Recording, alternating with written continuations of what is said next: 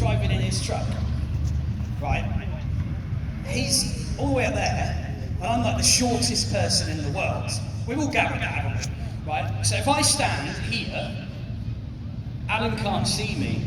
So if I was to stand here and just get in his car and start driving, what happens? How can you stop that from outside? What is that you've got there? What is this? It's called an RII, a remote ignition interrupter.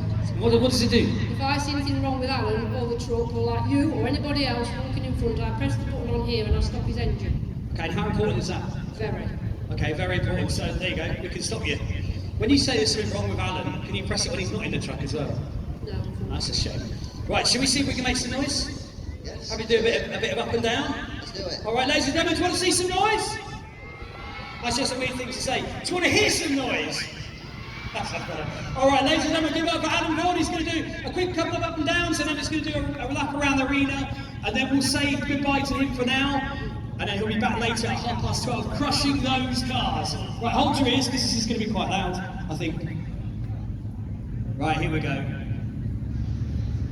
Let's get yourselves sorted. Right, look, he's put his hands in the air. Press that button.